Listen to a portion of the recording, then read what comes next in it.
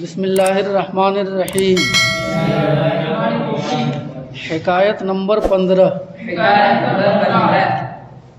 با طائف ہے بزرگاں بکشتی نشستہ بودم۔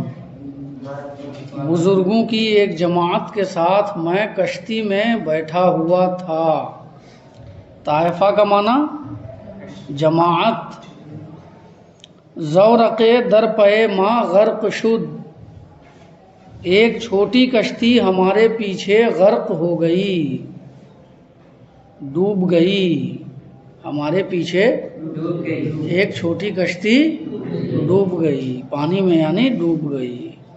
زورق کا معنی چھوٹی کشتی ہے نا۔ دو برادر در گردابے افتادند، دو بھائی ایک بھنور میں پھنس گئے۔ گرداب کا معنی بھنور۔ دو بھائی ایک بھنور میں پھنس گئے۔ یکے از بزرگاں ملاح را گفت کہ بگیر این ہر دو غریق را۔ بزرگوں میں سے ایک نے ملاح سے کہا کہ ان دونوں ڈوبنے والوں کو پکڑ لے، بچا لے۔ بگیر پکڑ لے یعنی بچا لے۔ غریق کا معنی ڈوبنے والا آدمی۔ بزرگوں میں سے ایک نے ملاح سے کہا، ملاح تو جانتے ہی ہو نا، کشتی چلانے والا۔ بزرگوں میں سے ایک نے ملاح سے کہا کہ ان دونوں ڈوبنے والوں کو تو پکڑ لے، 50 دینارت بہر یک می دہم، ہر ایک کے بدلے میں تجھے 50 دینار دیتا ہوں۔ ہر ایک کے عوض میں تجھے 50 دینار دیتا ہوں۔ می دہم کون سا فعل ہے؟ فعل حال۔ فعل حال کس مصدر سے؟ دادن مصدر سے۔ ملاح یکیرا برہانید، ملاح نے ایک کو بچا لیا، ایک کو بچا لیا۔ رہانیدن مصدر چھوڑانا، بچانا ہے نا۔ ملاح نے ایک کو چھوڑا لیا، بچا لیا۔ وہاں دیگرے جاں بحق تسلیم کرد، اور اس دوسرے نے جان خدا کے سپرد کر دی۔ یعنی ایک کو ملاح نے بچا لیا اور دوسرا پانی میں ڈوب کر مر گیا۔ گفتے ہم نے کہا بقیت عمرش نماندہ بود، اس کی عمر باقی نہیں تھی، ازیں سبب در گرفتنے او تقصیر کر دی، اسی وجہ سے اس کو پکڑنے میں تو نے کوتاہی کی۔ یعنی ملاح سے ہم لوگوں نے کہا کہ اس بیچارے کی عمر باقی نہیں تھی، اسی وجہ سے تم نے اس کو پکڑنے میں کوتاہی کی۔ ملاح بخندید و گفت، ملاح ہنسا اور ہنس کر کہا، آنچ تو گفتی یقین است، جو کچھ تو نے کہا یقینی ہے، یعنی سچی بات ہے۔ وہ دیگرے میلے خاطر من برہانیدن این بیشتر بود، اور دوسری وجہ یہ ہے کہ میرے دل کا جھکاؤ اس کو بچانے میں زیادہ تھا۔ دوسری وجہ یہ ہے کہ جس کو میں نے بچایا ہے اس کو بچانے میں میری طبیعت مائل زیادہ تھی، یعنی اس کو بچانے میں طبیعت زیادہ مائل تھی اور اس کو بچانے میں میری طبیعت مائل نہیں تھی۔ پھر ملاح نے اس کی وجہ بیان کی۔ کیا وجہ بیان کی؟ کہہ رہے ہیں بسبب آں کے وقت در راہ ماندہ بودم، اس وجہ سے کہ ایک زمانے میں ایک سفر میں تھک چکا تھا یا پیچھے پڑ گیا تھا، پیچھے رہ گیا تھا۔ این مرا بر شطور خود نشاندہ، اس نے مجھے اپنے اونٹ پر بٹھا لیا تھا۔ وہ از دست آن دیگر تازیانہ خوردہ بودم، اور اس دوسرے کے ہاتھ سے میں نے کوڑے کھائے تھے۔ سمجھ میں آیا نا؟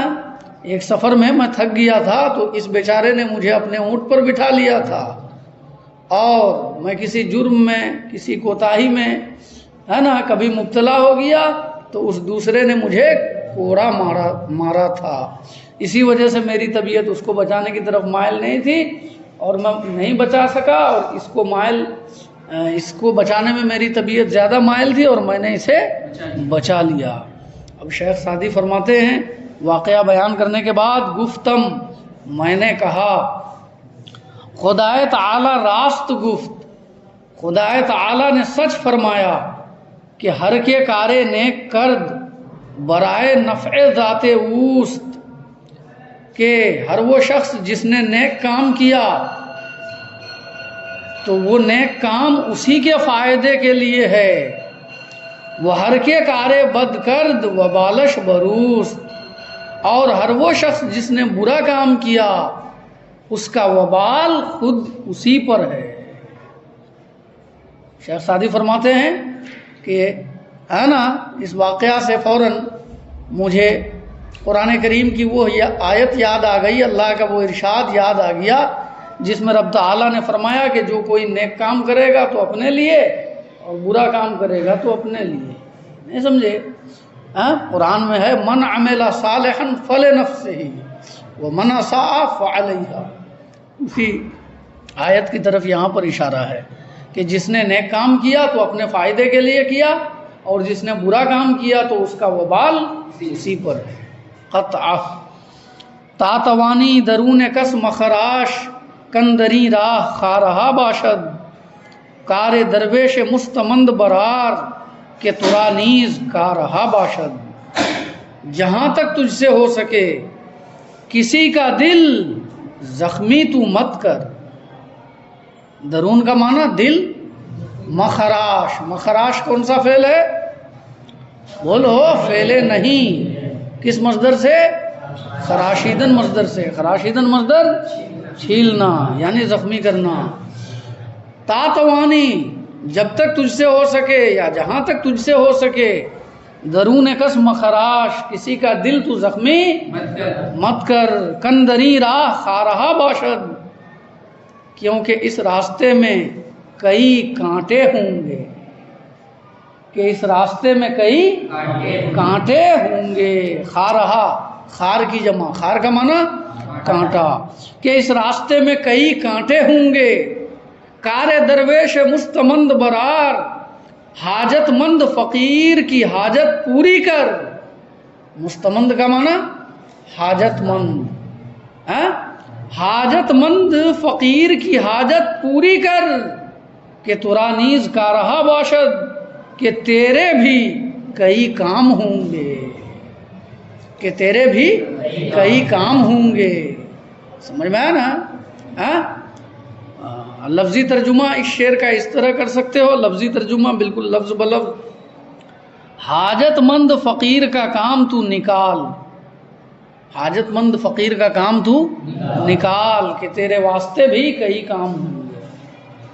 سمجھ میں آیا نا؟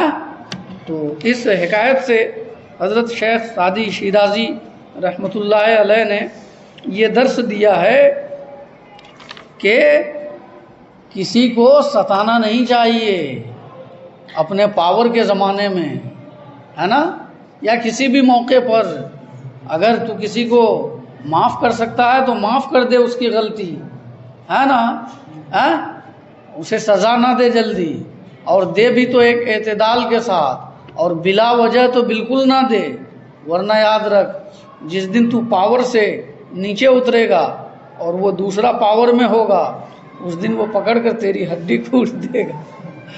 سمجھ میں آئی بات؟ صلی اللہ علی النبی الامی وعلی آلہ واصحابہ صلی اللہ تعالی علیہ وسلم۔